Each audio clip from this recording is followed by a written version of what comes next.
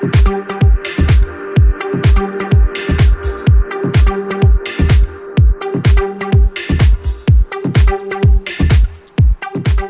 pagi, Assalamualaikum warahmatullahi wabarakatuh. Salam sejahtera untuk kita semua.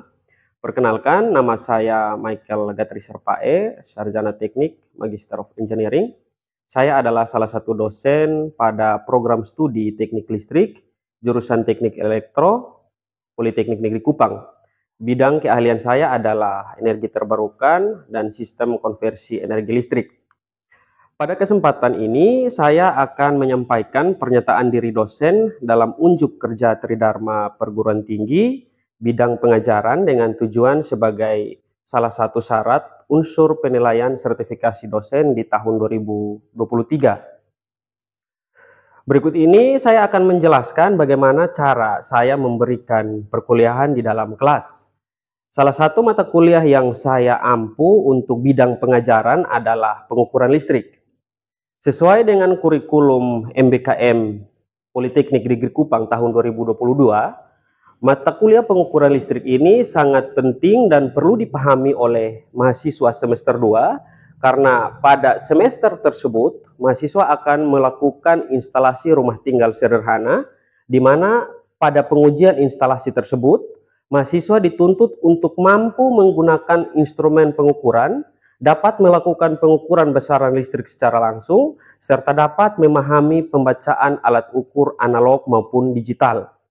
Mata kuliah ini akan disampaikan meliputi delivery, interaction dan assessment atau DIA dengan sistem tatap muka di Laboratorium Sistem Proteksi Politeknik Negeri Kupang. Deskripsi mata kuliah. Pada mata kuliah pengukuran listrik ini, mahasiswa akan mempelajari tentang pengenalan alat ukur listrik, simbol-simbol dan satuan kelistrikan, memahami prinsip kerja alat ukur listrik, macam-macam alat ukur listrik, cara penggunaan alat ukur listrik, pemasangan alat ukur listrik, pengompresian alat ukur, serta penggunaan trafo instrumentasi dan KWH meter. Berikut ini adalah capaian pembelajaran mata kuliah atau CPMK dari mata kuliah pengukuran listrik, yaitu yang pertama, mahasiswa dapat mengetahui simbol-simbol serta istilah dan definisi yang digunakan dalam pengukuran listrik. Yang kedua, mahasiswa mampu menerapkan instrumen pengukuran listrik. Yang ketiga, mahasiswa dapat mengetahui kesalahan-kesalahan dalam pengukuran listrik serta sistem satuan yang digunakan dalam pengukuran listrik. Yang keempat, mahasiswa dapat memahami beberapa macam rangkaian yang digunakan pada instrumen arus searah dan arus bolak-balik, serta bagaimana kerja dari instrumen arus searah dan arus bolak-balik tersebut. Yang kelima, mahasiswa dapat menerapkan instrumen pengukuran arus, tegangan, daya dan energi, serta resistansi di dalam rangkaian listrik. Yang keenam, mahasiswa mampu menjelaskan konsep potensiometer dan kegunaannya pada pengukuran listrik, serta cara kerjanya. Dan yang terakhir adalah mahasiswa mampu menjelaskan konsep jembatan arus searah, arus bolak-balik, serta dapat menggambarkan rangkaian dan cara kerjanya. Sedangkan kemampuan akhir dari setiap tahapan pembelajaran atau sub CPMK dari mata kuliah pengukuran listrik ini meliputi yang pertama, mahasiswa bisa menyebutkan kembali simbol, istilah, dan definisi dalam pengukuran listrik. Yang kedua, mahasiswa mampu membedakan dan menggunakan jenis-jenis alat ukur listrik. Yang ketiga, mahasiswa mampu memahami serta dapat menjelaskan tentang kesalahan-kesalahan pengukuran listrik.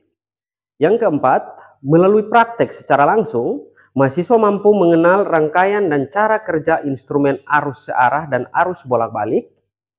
Yang kelima, melalui praktek juga, mahasiswa dapat menggunakan instrumen analog dan digital, serta memahami cara menggunakan alat ukur untuk pengukuran besaran listrik. Yang keenam, melalui presentasi kelompok, mahasiswa dapat menjelaskan konsep potensiometer, kegunaannya pada pengukuran listrik, dan cara kerjanya. Dan yang terakhir, melalui kuis atau latihan dan tugas atau PR, mahasiswa dapat menjelaskan konsep jembatan arus searah dan arus bolak-balik. Metode pembelajaran pada mata kuliah pengukuran listrik ini adalah yang pertama, ceramah, yang kedua adalah tanya jawab, yang ketiga adalah diskusi, yang keempat adalah praktek langsung di laboratorium, Dan yang kelima adalah project based learning, di mana mahasiswa akan memahami penggunaan alat ukur dengan cara menerapkan alat ukur tersebut pada praktek yang mereka lakukan di laboratorium. Untuk indikator penilaian yang saya gunakan berdasarkan pada pedoman kurikulum MBKM Politeknik Negeri Kupang tahun 2022, di mana untuk pembobotannya ujian tengah semester memiliki pembobotan 30%, ujian akhir dengan bobot 40%, kehadiran adalah 10%, dan tugas adalah 20%. Selanjutnya, pada kesempatan ini juga saya akan menampilkan video pembelajaran pada mata kuliah pengukuran listrik dengan materi pengukuran arus, pengukuran tegangan, daya, dan energi listrik. Selamat menyaksikan. Oke, selamat siang. Ya, jadi kita hari ini akan ketemu lagi di pertemuan kita yang ke-6 ya. Pertemuan ke-6 hari ini kita akan masuk ke implementasi dari penggunaan alat ukur. Jadi di pertemuan awal kita kemarin sebelum ini kita sudah tahu bahwa besaran-besaran listrik itu ada apa? Besaran listrik itu ada tegangan, ada arus, ada daya, ada juga di sini ya faktor daya, ada frekuensi, ada juga energi. Itu adalah besaran-besaran listrik yang akan kita ukur, menggunakan instrumen alat ukur. Nah, hari ini kita akan fokus untuk pengukuran besaran tegangan dan arus, baik tegangan AC, tegangan DC, arus AC maupun arus DC. Untuk instrumen alat ukur di dalam kelistrikan sering digunakan alat ukur yaitu multimeter. Multimeter ini adalah sebuah alat pengukur listrik yang kita bisa gunakan untuk mengukur tegangan, arus atau hambatan atau resistansi, dan juga multimeter ini kita bisa gunakan untuk mengukur atau mencari tahu, memeriksa kebenaran suatu rangkaian listrik. Di sini hari ini kita ada sebuah rangkaian listrik dari hasil praktek kalian. Kita akan coba mengukur serta memeriksa kebenaran dari instalasi yang kalian kerjakan ini. Ini adalah salah satu contohnya instalasi yang kalian kerjakan. Kita akan coba menggunakan alat ukur ini, multimeter ini, untuk kita memeriksa sebuah kebenaran apakah dari diagram pengawatan yang kalian lakukan ini sudah tersambung dengan baik atau tidak. Multimeter atau sering disebut dengan avometer ya. Multimeter ini sering juga kita sebut dengan avometer. Itu singkatan dari ampere, voltage, dan ohm.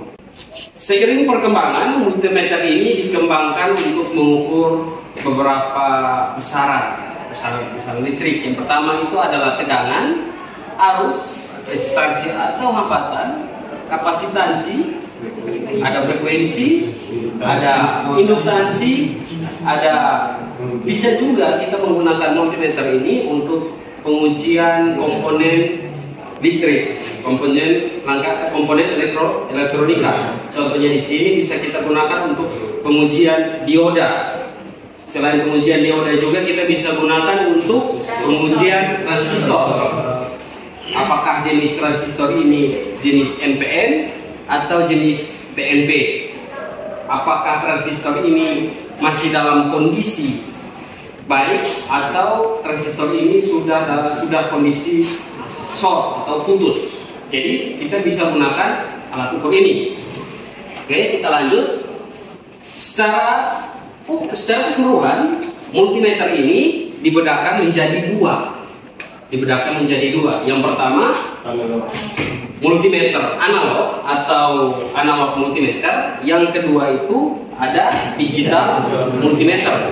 Secara bentuk fisik, dapat dilihat di sini. Jadi di sini adalah sebuah multimeter analog, dan di sini adalah yang selanjutnya ini adalah digital multimeter.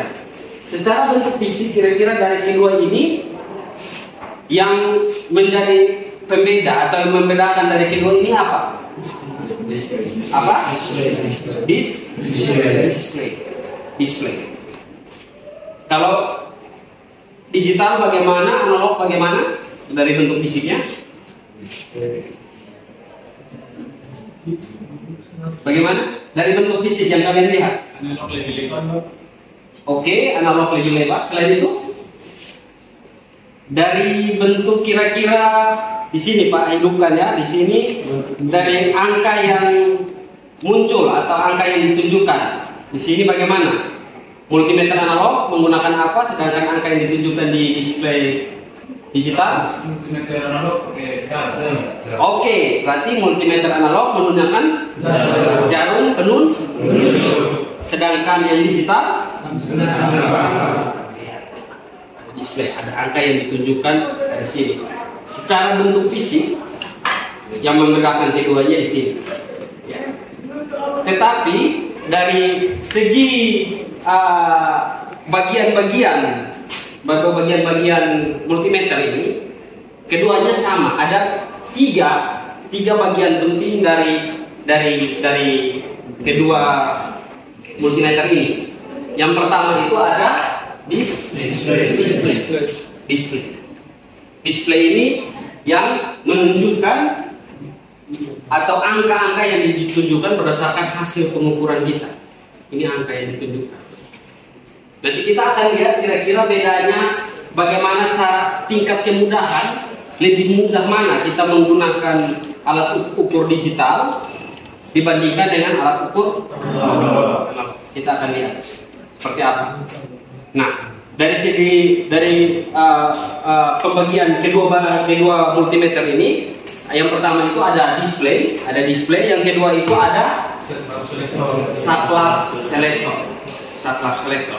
Oke, fungsi display itu untuk menunjukkan angka atau angka bacaan dari hasil pengukuran kita. Fungsi dari selektor ini seperti ini. Ini adalah fungsi dari selektor. Sama di multimeter analog juga mempunyai selektor. Fungsinya itu untuk menunjukkan di bagian mana yang akan kita ukur, atau jenis besaran listrik apa yang akan kita ukur. Contoh, kalau kita mau mengukur tegangan AC, berarti kita harus memposisikan selektor pada bagian AC volt. Di sini sudah jelas digambar AC volt. Ada berapa bagian? Selain pengukuran tegangan AC, ada juga pengukuran tegangan DC. Selain pengukuran tegangan DC, ada juga pengukuran arus, yaitu DC ampere. Selain pengukuran arus, yaitu arus DC, ada juga pengukuran hambatan atau resistansi atau ohm. Nah, ini yang paling penting dari sebuah alat ukur multimeter, baik analog maupun digital. Jika kalian salah memposisikan, ketika kalian mau mengukur sumber tegangan DC, lalu kalian memposisikan pada ohm, yang terjadi adalah alat ukur short. Yang pasti itu akan membahayakan instrumen alat ukur dan kalian yang mengukur. Jadi perlu diingat bahwa selektor ini sangat penting peranannya di dalam pengukuran listrik menggunakan alat ukur multimeter, baik analog maupun digital. Oke, kita lanjut. Setelah kita mengetahui bagian-bagian dari multimeter, oke, kita lanjut ke papan skala.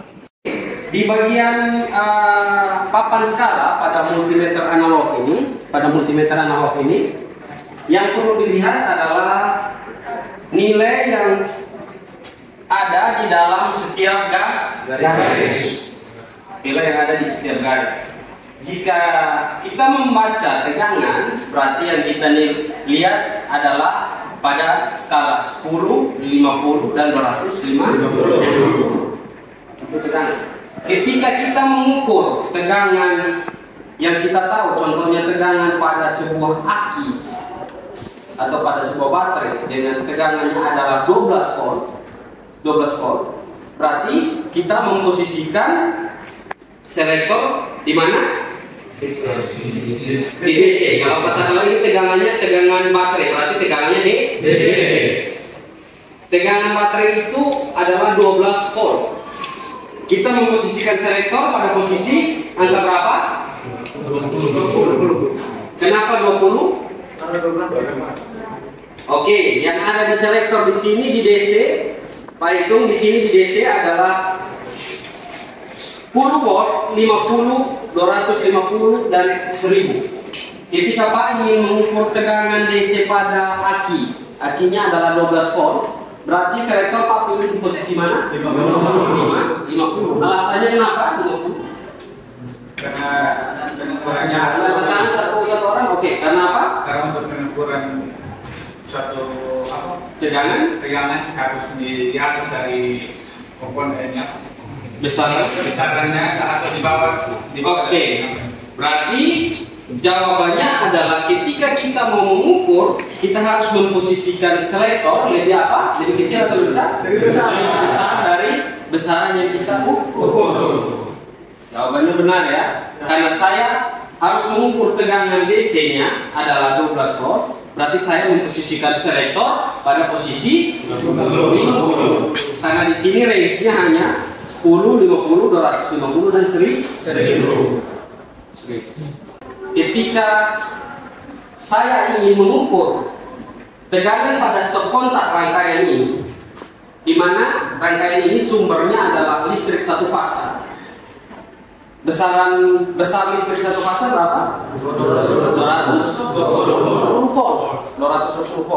Ketika saya ingin mengukur tegangan yang ada di stop kontak ini, selektor yang saya akan posisikan di angka berapa? Jika selektor di sini ada 10, 50, 250, dan 705. 250. Karena 250 lebih besar daripada 220. Oke, itu untuk mengukur besaran listrik yang kita tahu. Tadi seperti aki, saya tahu 12 volt, sehingga saya memposisikan selektor pada 20.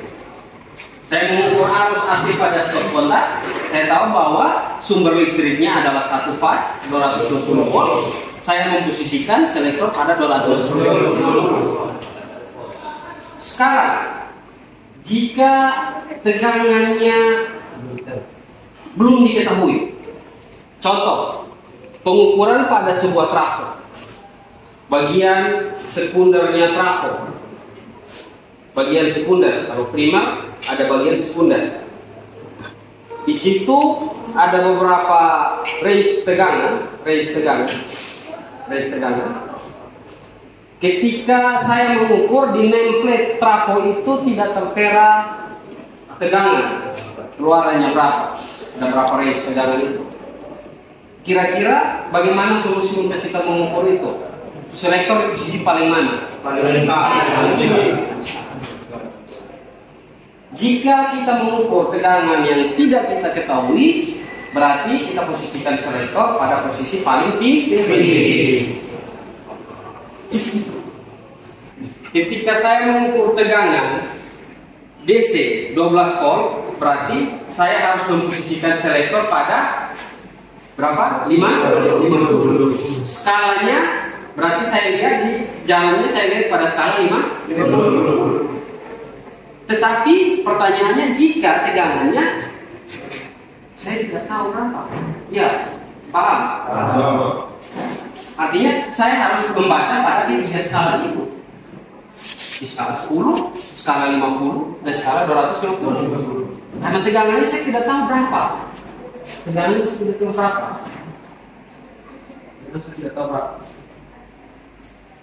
Paham sampai di sini? Paham.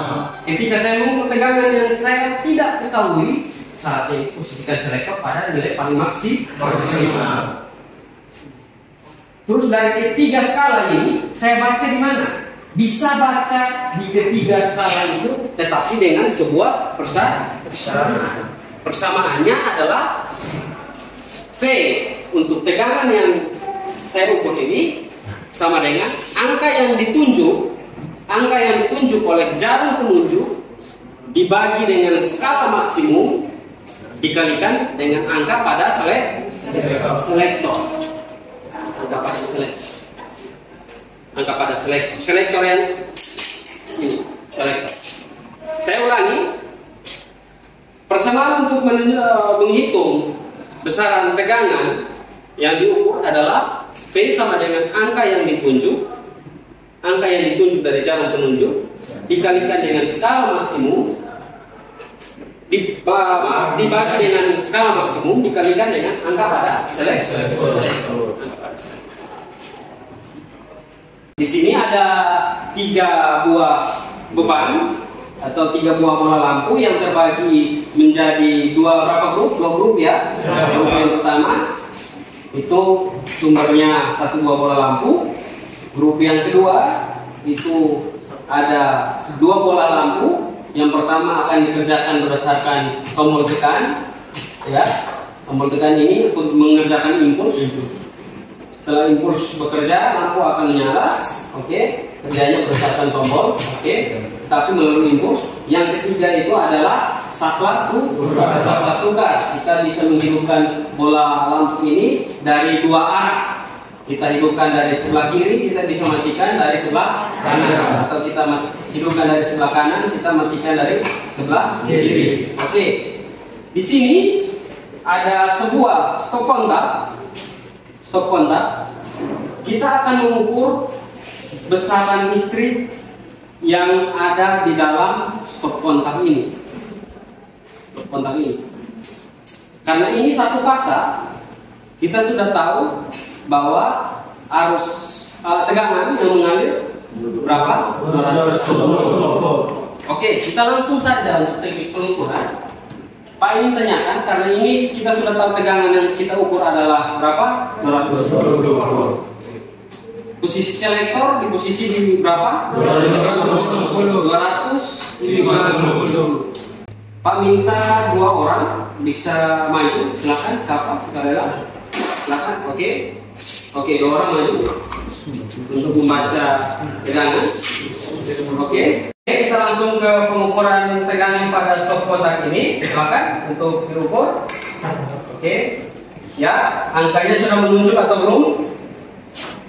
Angka sudah menunjuk atau belum? Sudah. Oke, tolong dibacakan. Tegangan pada skala 10 berapa? 9,4. Skala 10 9,4 volt. Oke. 9,4 volt. Di skala 50 berapa? Skala 50 47 volt. 47 volt. Di skala 235 volt. 235 volt. Oke. Sekarang sederhananya begini. Ketika kita tidak mengetahui besaran listrik yang kita ukur, kita bisa menggunakan persamaan tadi. Ya. Ya kan? V sama dengan angka yang ditunjuk dibagi dengan skala maksimum dikalikan pada angka pada selektor.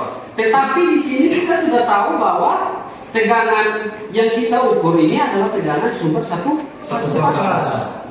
Itu berkisar antara 220 sampai 230 volt. Berarti ketika kita sudah mengetahui tegangannya maksimal 230 volt ini, range-nya antara satu fasa 220 sampai 230 volt ini, kita posisikan selektor pada berapa? 250. Sederhananya ketika kita sudah mengetahui tegangan yang kita ukur, kita posisikan selektor, tinggal kita lihat pada skala yang kita tunjuk oleh selektor. Contohnya adalah di sini kita posisikan selektor pada 250. Berarti kita baca langsung tegangannya di 250. Tegangan ukur di 250, skala 250 berapa tadi? 235. Kita buktikan nanti dengan persamaan tadi, apakah memang benar tegangan terukur adalah 235. Kenapa demikian? Karena tegangannya kita sudah tahu 220 volt kan? Kita memposisikan selektor pada 250. Berarti kita harus bacanya pada skala 250. Di skala 250, tegangan terukur dari hasil pembacaan yang ditunjukkan oleh jarum penunjuk adalah 235. Oke. Sekarang bagaimana jika skalanya adalah skala ini skala 50. Bagaimana kalau skalanya adalah skala 10? Apakah 235? Oke. Skala 10. Skala 10 berarti angka yang ditunjuk berapa tadi?